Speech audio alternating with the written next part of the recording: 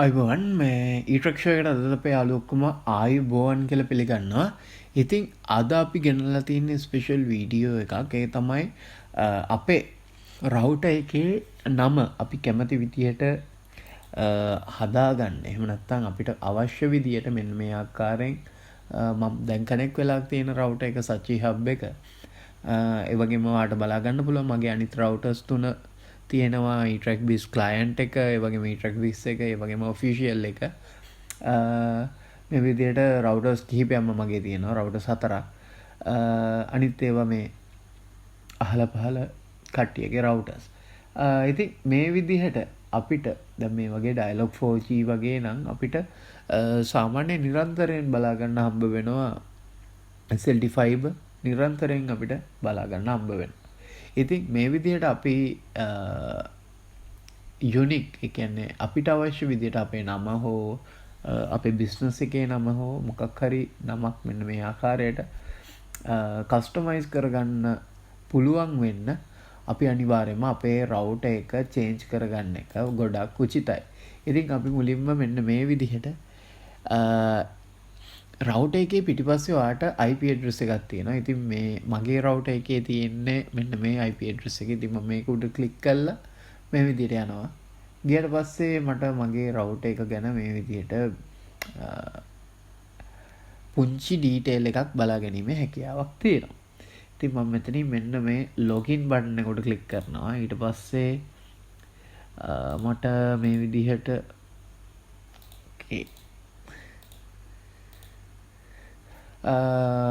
ඔයාගේ රවුටර් එකේ පිටිපස්සෙම ඇති login එකේ admin හෝ user හෝ මම මෙතනදී පාවිච්චි කරලා තියෙන්නේ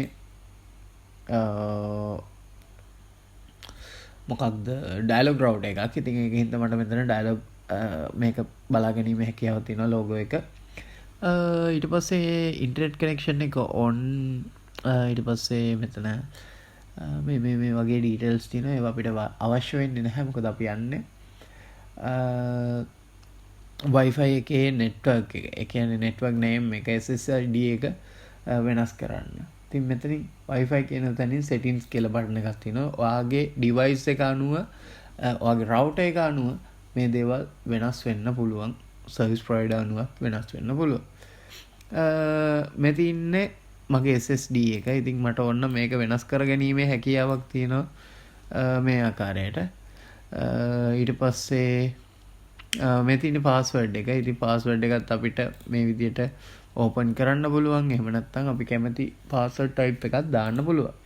ඊට පස්සේ කොච්චරක් අපිට එකපාර connect වෙන්න පුළුවන්ද කියලා දාලා මම 32ක් දාලා තිනවා. මොකද නිරන්තරයෙන් මගේ එකට අලුතෙන් ක්ලයන්ට්ලා වගේ කට්ටිය එන හින්දා මම දාලා තිනවා. බෑන්ඩ්විඩ්ත් එක 20 දාලා තින්නේ. ඉතින් ඔය ටික තමයි වෙනස් කරන්න ඕන අපි අනිවාර්යයෙන්ම SSD එක, ඒ වගේම අපේ password එක. ඉතින් අනිවාර්යයෙන්ම ඔයාගේ WiFi network එකේ password එක, ඒ වගේම SSD එක. එහෙම නැත්නම් අපි කියන්නේ network name එක කියන එක ඔයාට අවශ්‍ය එකක් දාගැනීමේ හැකියාවක් තියෙනවා. ඉතින් ඔය ටික තමයි අද කතා කරන්න ඕනුනේ. ඔයාගේ router එකේ password එක සහ network name එක කොහොමද වෙනස් කරගන්නේ කියලා. ඉතින් මොකද හිතෙන්නේ අද වීඩියෝ එක ගැන? ඔයගොල්ලන්ට මේ වීඩියෝ එකේ මොකක් හරි දෙයක් දැනගන්න හම්බ වුණා නම් ඔයගොල්ලන්ගේ යාළුවන්ටත් බලන්න මේ වීඩියෝ එක share කරන්න අමතක කරන්න එපා. ඒ වගේම දැන්ටමත් etrack show subscribe කරලා නැත්නම් අනිවාර්යයෙන්ම subscribe කරන්න.